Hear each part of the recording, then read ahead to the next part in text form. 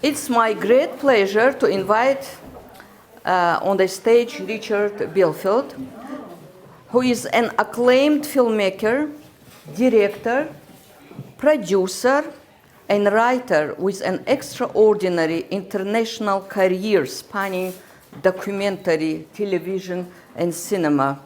Over the years, Richard has created films for major broadcasters, including BBC, Channel 4, National Geographic, Al Jazeera, Sky, Discovery. Yes, and many others, bringing remarkable stories, historical figures, artists, very different stories to audiences around the world. And the number of his audiences from 200 million to 300 million. What makes Richard particularly special for today's event is his ability to translate our story into film, to explain to us how this powerful cinematic language works. He understands not only how to make a film, but I believe because of what I saw, he knows how to catch the spirit. The questions I want you to answer, Richard, today. I know that you have a young filmmaker, Mikhail. He will be doing Q&A with you. So how do we film a great composer? How do we transform music, memory, and artistic legacy into cinema? And many other questions that you prepared, but these are my questions. Please join me in welcoming our beloved Richard to the stage. Right, so one of the things we're going to do today is to launch the Prokofiev 2 to 3 minute film festival challenge. Your challenge is, as filmmakers, wherever you are in the world, is to make a film between 2 and 3 minutes inspired by a piece of Prokofiev music. We want you to listen to Prokofiev music in all its forms, find a piece that really inspires you. As one of our speakers earlier was saying, the great thing about Prokofiev is it inspires images. So listen to lots of Prokofiev, go and lie on your back in the park, see what comes into your head, and then work out how you're going to make that into a film. It can be any kind of film. It could be a traditional music video. You could write a drama. You could take a piece of Prokofiev's poetry and put that to his music. You might have a favorite piece of poetry by somebody else, or a piece of poetry you've written yourself. And if you think that works, a piece of Prokofiev, use that.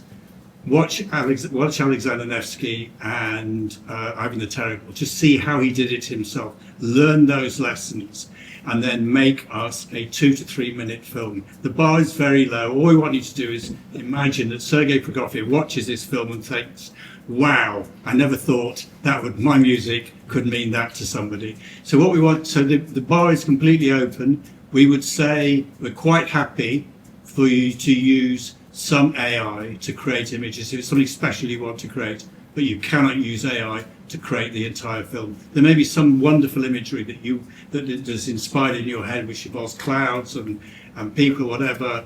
By all means, use that, but only as a small part of the film. You could make an advert. You could, there are plenty of Prokofiev's being used as adverts all the time. You may decide you want to make an advert for a cause that's close to your heart, solar power or green energy or whatever. It doesn't matter. Just take the music and use it to inspire and make a film. And then what we'll do when we have the festival in November, what we'll do is we'll show those films and ideally invite program makers from all over the world to introduce their films, talk about them. And I think it would be really wonderful if we have, say, somebody in Brazil has made a film, to be able to talk with a young filmmaker in Moscow to share their experiences around this absolutely magical composer. So that's your challenge. Away you go. I'm the chair of the documentary festival for SIFFA, and we will be looking at all the documentaries, but we'll also be monitoring and looking at all of the 2-minute, 3-minute films that you send in. and we'll watch all of those. We'll put them up on the website. You'll be able to see them. And what we really want to do is to share the cultural experience, because here you have some magical music. And what we want to use is to use the SIFFA platform to unite program makers and filmmakers from all over the world who can be inspired. Now, it may well be that you come up with something that none of us have ever thought of before. You might want to do an animation. You might want to create an animation as it might have been done in the 1930s. It doesn't matter. Whatever, the only limit is your creativity. And we are open to whatever you want to make. If you want to do it in black and white, you want to do it still photographs, it doesn't matter. The only thing is, it has to celebrate the wonder of Prokofiev. And now you control, Richard. When do you want those short films Yes. to be shown?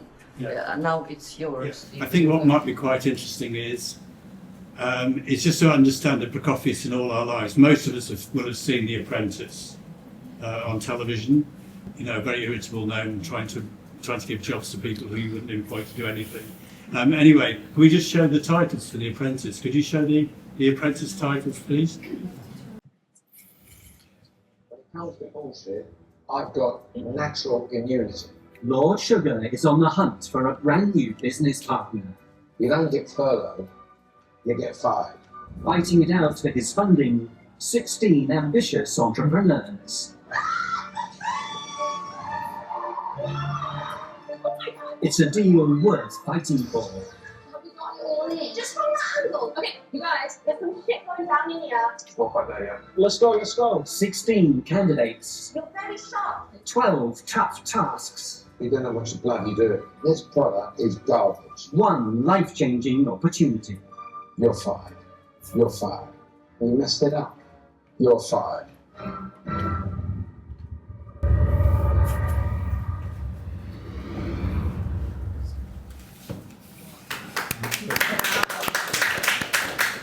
I'm not sure that Sergei Prokofiev would imagine that his music would be used in that way, but it works brilliantly because it absolutely, it's beautifully carved. There's other bits where, you know, Sugar bangs on about not who he hates, but it's really brilliant. It's a very, very clever use of his music and shows how popular he is. It just reminds us that actually Prokofiev is in all of our lives. All of us at some point, I think, at least have watched one episode of The Apprentice. One episode is probably enough. But anyway, we'll all have watched one of it. But it's a very good example of, you know, of how brilliant his work is. So what I thought we'd like to do is talk with Mikhail about making films, but specifically about making films about a musical composer. Do you want to sit a bit closer? I do, yes. Just being British. I'd like to do, there's a great quote from Dickens, which it was actually after Gabriel was talking about his grandfather, and the quote is, "It was the best of times, it was the worst of times. It was the age of wisdom, it was the age of foolishness. It was the epoch of belief, it was the epoch of incredulity. It was the season of light, it was the season of darkness. It was the spring of hope, it was the winter of despair. We had everything before us, we had nothing before us." Dickens, brilliant. And that's the world we live in now, and that's the world we have to try and capture in making films. I think the interesting thing is, you know, I come from a world of long-form documentaries, but now we live in a world of Snapface and TikTok and all of that. And so we're now looking at how you compress everything into a much shorter time. Now, I think the rules of filmmaking are the same. It doesn't matter whether you're making something of 60 minutes or you're making something of 3. The rules are the same. You've got to grab your audience. You've got to hold them, even if it's only for 3 minutes. You know, we live in an age of, you know, instant gratification. If you haven't got your audience in 15 seconds, they're gone. You know, I'm as bad at that, as bad at that as anybody else. If I start watching something or they tell me something twice, I'm gone. So I think what we'd like to do is to talk about just basically the rules of filmmaking, because I don't think they've changed even though the time period has got compressed. And what I like about the Dickens quote is, we are in the best of times and the worst of times. The upside is that technology is now cheap. Anybody can make a film. When I started, 10 minutes of film cost £100. If you went over a 10-to-1 ratio, you could expect to get absolutely battered by your production manager because money was tight and also technology was very expensive. Cameras cost 60, 100 grand. Now anybody can make a film. You can make a film with your iPhone. So the upside is the technology is very cheap. That means that filmmaking is much more democratic. The downside is there's an awful lot of crap that they probably wouldn't have been otherwise. And I think also the other problem we have now is we're definitely in a post-truth world, and particularly with AI. There's a lot of stuff you now see, particularly on Instagram, which is clearly made by AI, and it's very, very difficult. I'd hate to be a young person now because it's very difficult to separate what's true and what isn't, which is for filmmakers, for us, this is really difficult because, we are up against basically an AI technology which can make extraordinarily beautiful stuff, which looks very convincing, but is fake, and that's our challenge. We always talk about how we produce content, how we make it. I wanted to start from a distance, how do we get prepared to produce? How do we work with ourselves to get prepared? How do we choose the material? Because there's a lot of ideas in the air, a lot of ideas in the phone, TikTok, you watch reels, how to concentrate and how to get your line, your voice, and prepare to do something before even doing it. It's really difficult. It's very easy to get distracted. It is. So, but I think with Prokofiev would be to listen to his music, put it on your phone, maybe even have your ringtone as a piece of Prokofiev, go and listen to it. Just listen to it randomly, whatever you're doing. If you're traveling on the bus, you're on the tube, just listen to it randomly. Focus on it. Read his biography, which I've not read, but Gabriel was talking about earlier. It sounds really interesting. Read his biography. Read his letters. Look at the conversations he had with other people. Get into his head. Get to know him so well that you feel that when you're sitting on the tube, he might be sitting next to you talking, or get to the point where he's saying, so Seg, what do you think I should do about, what should I do about this? So really soak yourself into his world. Think about the world that he occupied, the world of the Soviet Union, but being in Paris, whatever, all those different places. I thought it was very interesting what Gabriel was saying was that he was often the second string. There were others, there was a bigger name than him. So obviously one of the things he's having to cope with is he knows he's a genius, but there are other people who are sort of higher up the social pecking order. Now, we all feel that. That's not an uncommon emotion. And so absolutely soak yourself in, and then basically wait for that kind of epiphany moment when you think, right, okay, these are the images that are circulating in my head. These are the ones that are coming to the top of my head, and now I'm going to just focus. You might the film might only take you 10 minutes. You spent 3 months thinking about it, or it might take a bit longer. And then what I would say is, once you've done your first cut, which I would say to anybody most films are too long, is do your first cut, take 2 or 3 days off and watch it again. And when you watch it, the moment you start to lose energy, or you feel it's losing energy, cut it and do that. And then eventually you'll have something that's honed and focused, and then leave it for a week and watch it again. And if you're happy, then away you go. But I think it's a matter of having lots and lots of stuff in your head, being completely open about everything you take in, and then going, right, okay, I'm going to go for it now and focus. And then when does the research kick in? Because all the time. Yes, but when is research enough that you can stop with research and start producing? I don't think you never know enough. Even if you'd studied Prokofiev all your life, there's stuff you'd have forgotten. There'd be old letters that he wrote or whatever. So I would say, never ever stop researching, never stop reading. I think Warren Buffett is really interesting because he spends 12 hours a day just reading and thinking. And so I would say, whatever your subject matter is, but not just read about Prokofiev, read about his world, the world he occupied at the time. Understand the pressures that he was under, the social pressures, the political pressures, the family pressures. And then when you're making your film about him, think, actually, I feel I've experienced a lot of that. You know, we all have family pressures. There's always tensions. There's tensions with your neighbours, and just think about, you know, there are things that I can relate to, you know, I can empathise with, and then see how he put that into his music, and then work out how you're going to visualise it. Wow.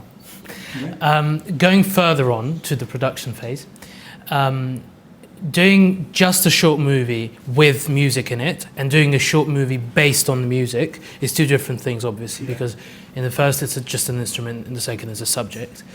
How does your kind of production path change when the music isn't just an instrument and it's the main subject of your work? Well, it depends how you want to focus your film. I mean, think about the film you want to make. Think about how you want to get over the message you want to get over, and then think what role the music plays in it. It may be that you've written a small drama, you've written a sort of 90-second or 2-minute microdrama, and the music is instrumental to that, in which case the main focus is the microdrama, the 2-minute drama you've written, and then think about, record that, and then work out how you're going to cut that with the music. So in that case, it's the music that is incidental to the drama. You're using the music to enhance the emotion of the drama. Or it may be entirely a film about the celebration of spring.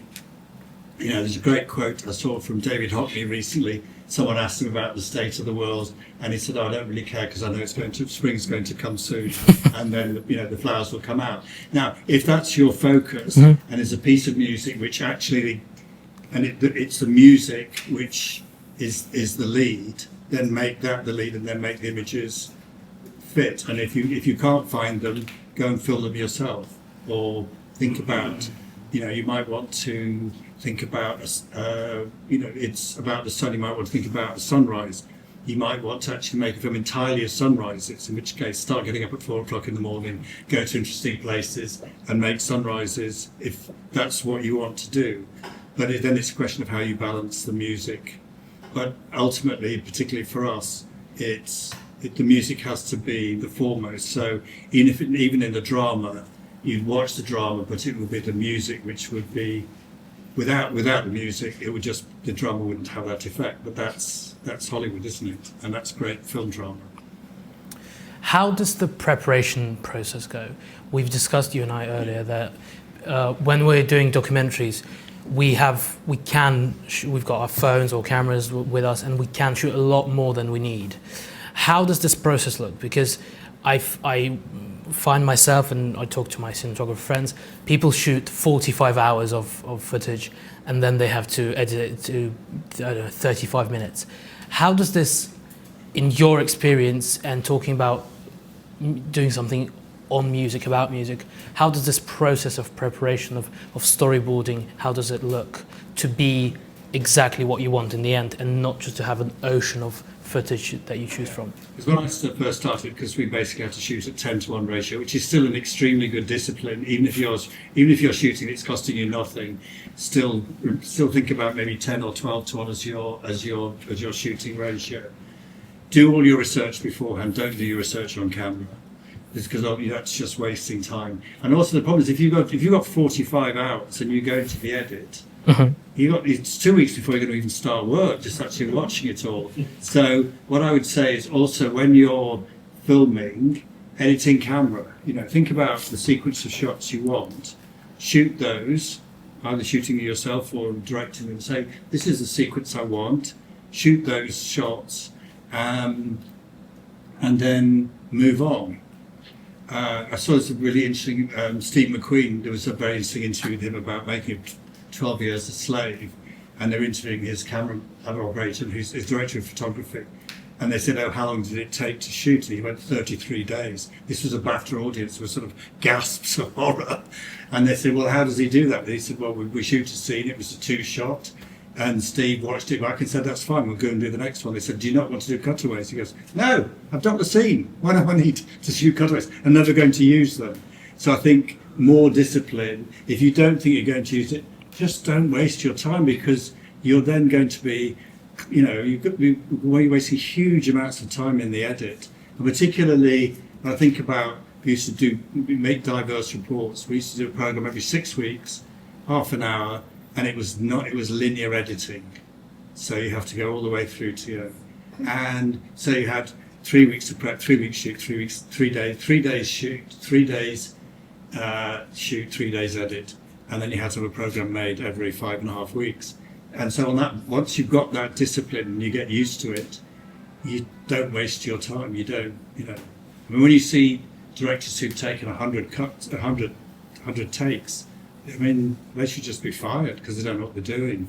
If you've got it in 2 or 3, move on. That would be my, But then there's preparation, discipline on one hand, but then there's the openness to the world that we mentioned earlier. On the other hand, how to find the balance between being prepared, disciplined, plan all your shots, all your takes, but then also, because in documentary it's so important, being open to the world and being open to see, meaning film, see something you couldn't have planned because you didn't see it before. No, well, in which case, change your minds and incorporate it, but don't ever let it dominate. So you know what film you're going to make, stick to that plan. If something amazing comes along, film that, work it in, and then move on. But don't ever let it dominate, because otherwise you'll go off down a rabbit track, you'll lose track of where you're going, and you'll lose the documentary. I mean, I've quite often gone in to look at rough cuts for people who've just completely lost the plot. And it reminds me of, when you were a child, did you ever have a potato man? A potato, and you'd stick legs in and arms and a hat, and you'd look at someone's rough cut and you think, well, actually, it's pretty obvious. They've got the man's, the potato man. The legs are sticking out of the wrong part, and the hat sticking out of the bottom, and it's just a matter of putting the bits right in the right place. But people, particularly if you have too much material, you can just lose your way. So I would just say, try and stay focused. Also, you go mad if you've got 45 hours for 30-minute program.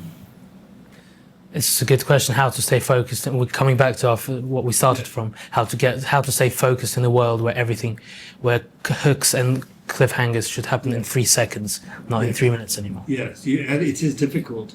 I think one of the interesting things about filming, and I do quite a lot of work with students, and the question I always say to them is, there's 5 words you need to learn to be a filmmaker, and they're not obvious, and nobody ever gets it, and the answers are please, thank you, and well done. And when you go wherever you are in the world, and I've filmed in dangerous places, if you actually go up to people and say, hello, I'm from England, please will you help me? It's astonishing. That breaks through everything. And then when someone does help you, you say, thank you, I'm really grateful.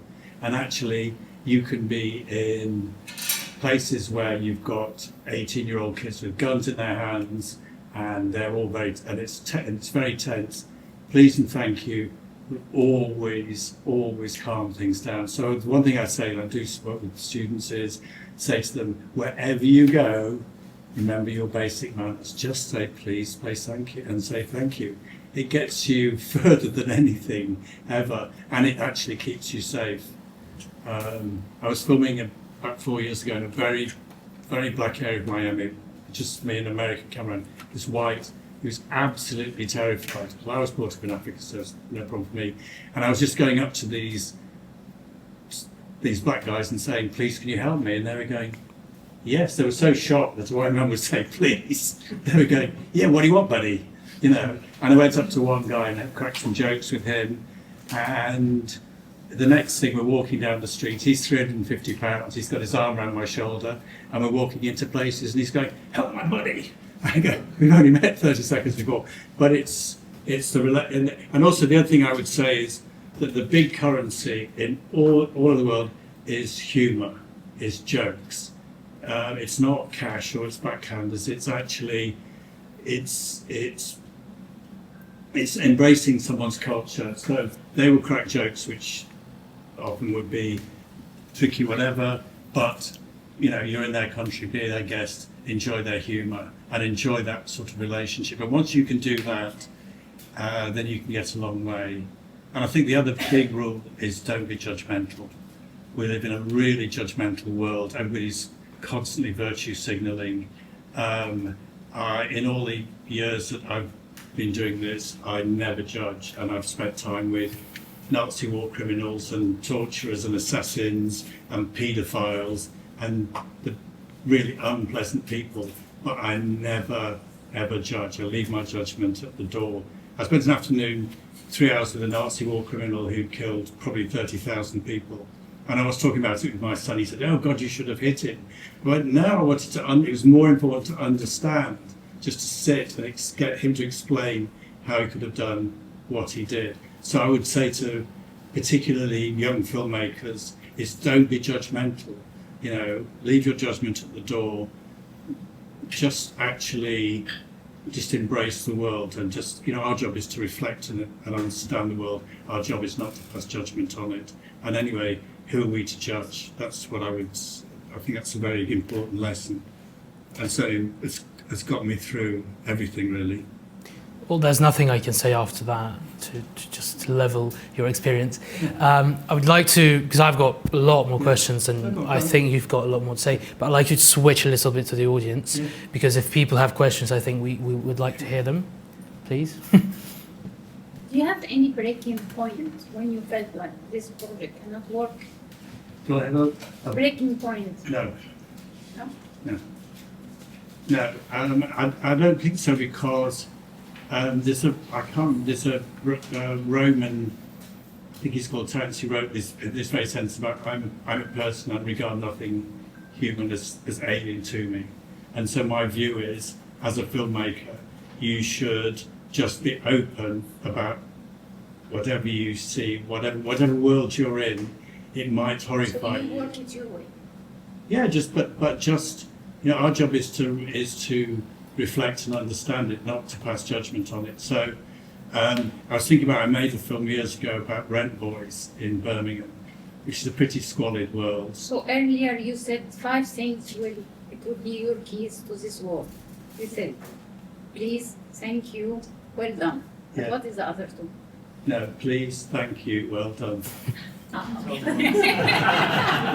And as a 6th word. Yeah, and an ability to count. Yeah. Yeah, so it was interesting. I made a film about rent boys, and for the BBC, and we interviewed rent boys. We interviewed their client. We interviewed a rent boy and his mother, just sitting on the back step talking because she knew what he was doing. We interviewed a rent boy and his wife, and the film had no commentary. And it caused the most spectacular row in the BBC. The head of religious programmes said that the filmmaker needed urgent psychiatric help, because what they wanted was a moral judgment, and I just wouldn't do it. You know, the thing is, this was their world, this was how, you know, they were surviving, and the important thing was to give them their voice and treat them with respect, because, you know, they were often living in hard times, and in the case of one boy, his father had died, and so he'd gone on the game as the main breadwinner in the family. I'm not going to condemn him for that. But the BBC, certainly parts of the BBC just couldn't cope with the idea you could just tell people stories. They wanted, you know, moral judgment, which I don't think it's our place to make. Well, I have a few questions. When you approach a figure like Prokofiev, Yeah. who is both a genius and a complex personality shaped by turbulent history, what is your entry point? Let's say Richard is making this film. Music, character, or context? All at the same time. How? Well, No, I think so. I think what you would do is you would constantly. I think you should. If I was doing this now, and I'm quite tempted to make one of these 3-minute films, is just to listen to just continually listening to music completely randomly, and then go, wow, I really like that 3 minutes, not 2 minutes. That's what I'm going to focus on. At the same time, read about the world that he was in. Read his letters. Read his autobiography. Get to understand the person. So when you are going to make the film about him, you feel that it's almost like you know him, and then you want to imagine showing the film to him and him going, yeah, that's okay. I mean, if you get to that point, you'd be okay. So I think, but you would do, I think the thing is to do all of them at the same time. So you need to be listening to his music, learning about him, reading about the context of his life, reading about his family, reading about the world that he was in. Because although Gabriel said, you know, he went back to the Soviet Union and by and large ignored all that, nonetheless, there were obviously stresses and tensions. If the government at that time comes to see you and says, we want you to write a piece of music, then you write the piece of music. It's very complicated because at that time he himself says that if not for Russia, he wouldn't produce what he produced. If what? Russia was his biggest inspiration. Yes. He writes himself that if it wasn't for Russia, if he wasn't feeling his strong identity and his spiritual roots, he wouldn't create what he created. Yes. Now, how do you translate that? You know, it's very complicated. You cannot just let's say today I'll say something, right? I'll say, okay, this is what he was saying, and I start showing places where he lived and what inspired him, because I get my inspiration as well from there, as many, I think, Russians who were born there. You know, we have that spirit inside us that inspires us. Now, how is it possible to say without like being blamed that we're doing propaganda or something? So how to separate the art we're doing, the translation of that genius? I think Do you understand what I mean? yeah, I think it's very difficult because you can't just translate as words. I mean, I have a friend who speaks 140 languages. He's a very strange person. But he would say there are words that just don't translate, because unless you actually understand the culture of those words, you can do a sort of literal translation. But unless you're soaked in the culture, you can't really ever get the full meaning. So I think for somebody who isn't Russian, it's always going to be very difficult, because to actually completely understand Russian culture, you can read lots of Russian literature and get close to it. But if you're not a Russian, you're always going to struggle. But nonetheless, there are areas of his life which we all share. We all have moments of self-doubt. We all have moments when we think, actually, you know, what we're doing is really good. We've all had times when we've actually made good films and bad films. You know, we've all had those moments. So there are lots of places where we can relate, but actually understanding the sort of absolute depths of Russian culture is always going to be difficult. But then, if you're Russian and you're making a film about a Japanese composer, you find the places where you have commonality, but they're always going to be different. There are always going to be bits of culture. Like, it's very difficult trying to explain English, what Englishness is. I always really struggle with it. And it is weird. It's something like cricket and, you know, notions of fair play and warm beer and all of that. And that's quite hard, because it's not something you can actually touch, culture, is it? It's really difficult. So I think all you can do is listen to the music and see how it touches you, and make a film that celebrates what you've got out of the music. Ultimately, I don't think if you're not a Russian, it would be very difficult to capture the essence of, but then a lot of his music is universal and transcends notions of nation state or whatever. So I would say plug into those bits which transcend everything and make your film about that, because he's a brilliant universal composer. He plays music anywhere in the world, people will recognise it, people will respond. So find that essence in the music and make that what you're going to make the film about. That's an amazing answer. I was listening to an interview with Kidman, Nicole Kidman, this Hollywood actress, Australian. She was saying that somebody suggested she will read Dostoevsky, just to understand that world, that part of the world. And she said, when I started reading it, I could not stop. And then I read all of Dostoevsky, all of Tolstoy, and then I traveled to Russia. Yeah. And I went to the places where Tolstoy was born, and to these all places. So,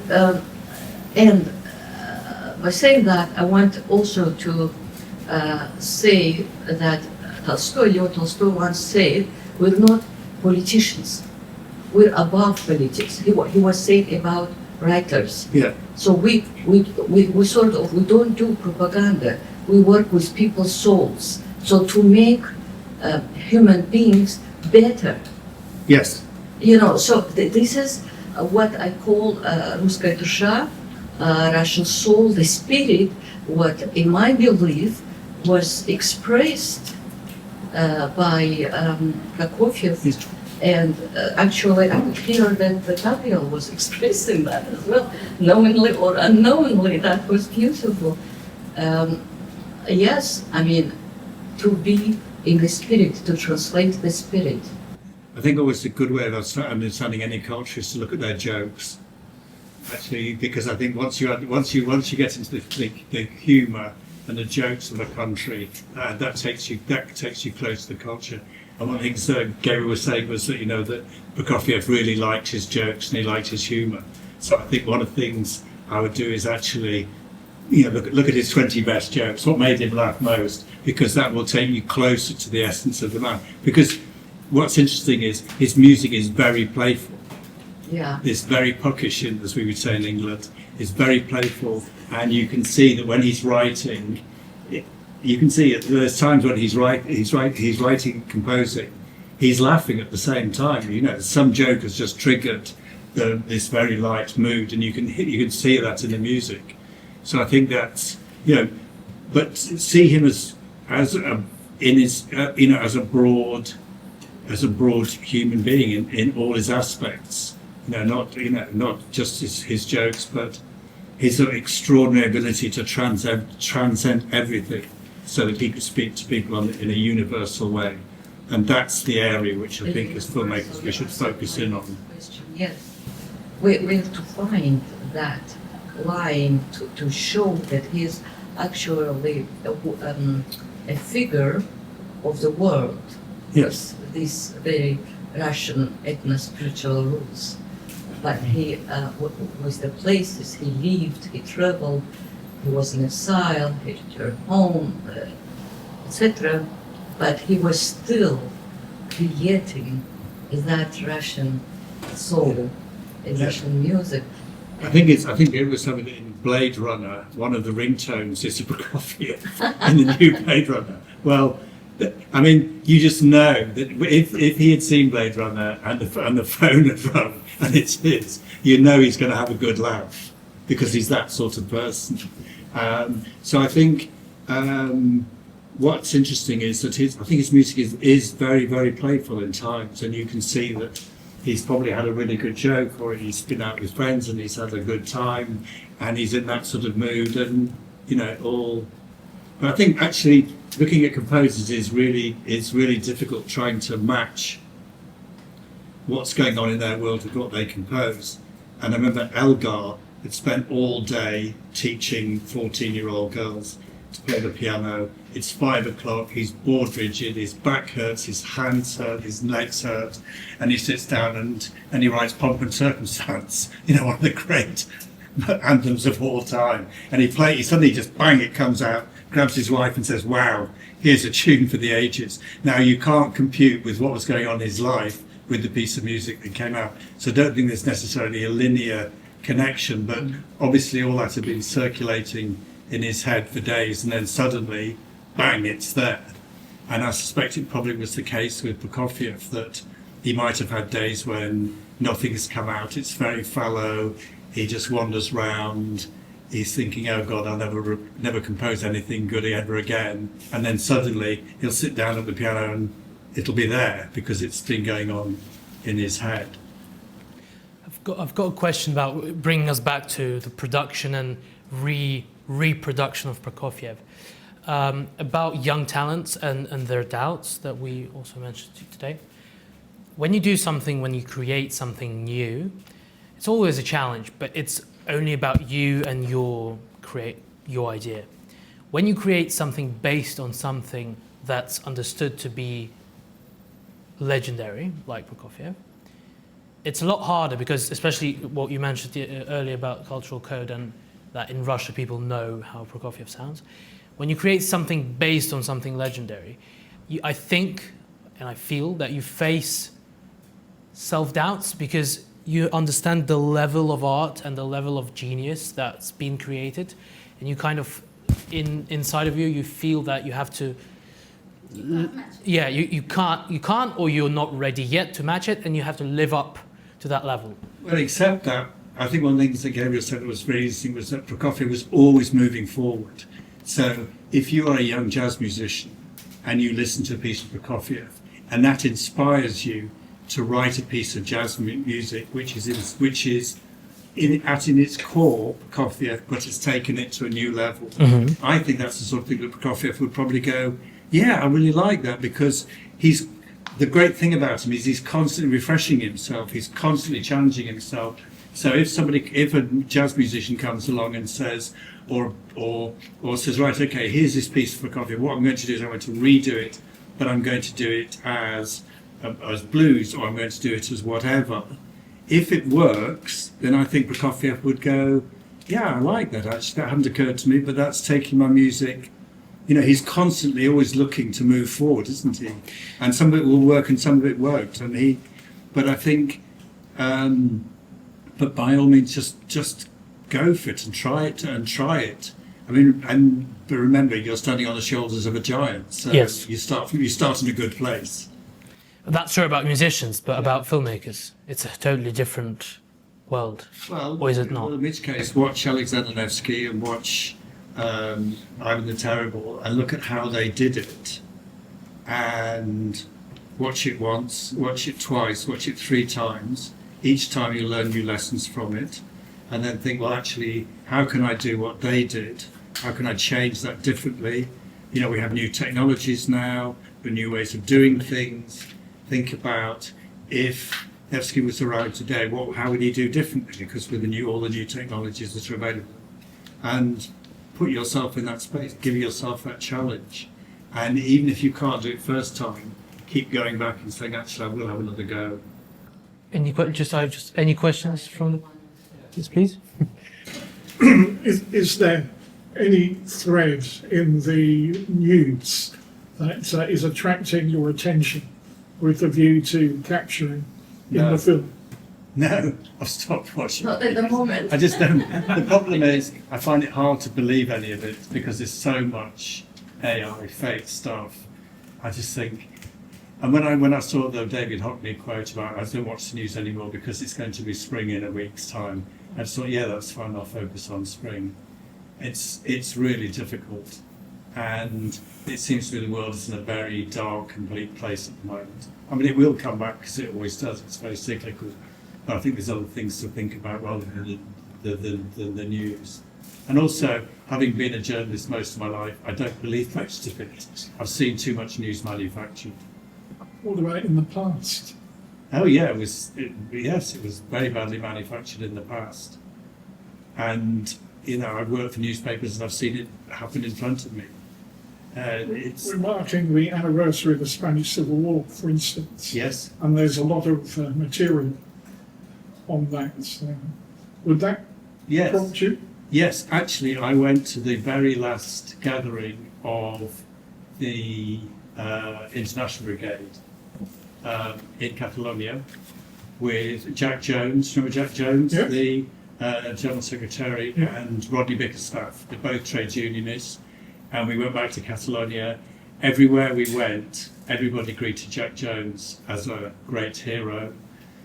We went to this huge lunch, and the British military attaché turned up and said, I've been ordered not to be here, but I just want to apologise. We should have been with you in 1938 because the planes that bombed you came to bomb London. And then he stood up, and we all sang the Internationale, and then we sang the Brigadista song, and it was wonderful. And there was one moment we interviewed a very old, very elegant Welsh guy who'd been in the International Brigade. And he said, I said, what was your recollection of being in the International Brigade? He said, I learned a lot of new words. The word I learned from the Americans was the word motherfucker. So from now on, whenever I hear that word, it's 4 syllables and it's a strong Welsh accent. And we were sitting in this beautiful orchard, he's there, shirt and tie. And so, yes, I think the Spanish Civil War is a moment of lost history and really important. And in Catalonia, there's the Peace Church. There's a bombed out church and there's sculptures everywhere. The war's going on at the moment. And it was extraordinary because you had that sudden sense that all the young Catalonians, they were all sitting and talking to Jack Jones about the Spanish Civil War, what it meant to them, and for them it was real because their grandparents had all, they knew their local history. So yeah, I think it was one of the most extraordinary 4 days I had. My son was 15. And we went with Rodney Bickerstaff, who'd been a lifelong friend, and Jack Jones. We went back to the hospital where he'd been, and it was very, very moving. And we filmed it all. And when Jack Jones had his memorial, the film, we went into that. So yeah, I think that was a moment when actually news was a bit more real than it is now. Any more? Can I ask you, what do you think about vertical option to film, like nowadays youngsters doing, like on Instagram, TikTok, Facebook? Is there any potential in these vertical videos, and how to make, for example, good vertical videos, travel blogs, etc.? Because I'm experimenting. What do you mean by vertical video? Vertical when you film Vertical format. Oh. So most of people film in this way now, just not this way, which is properly for the screen. But I can see it's a lot of potential. Maybe, did you try to? Yeah, no, I just think, just don't be lazy, turn the camera around. Yeah, but some of the platforms are not accepting in the right, like TikTok or Instagram.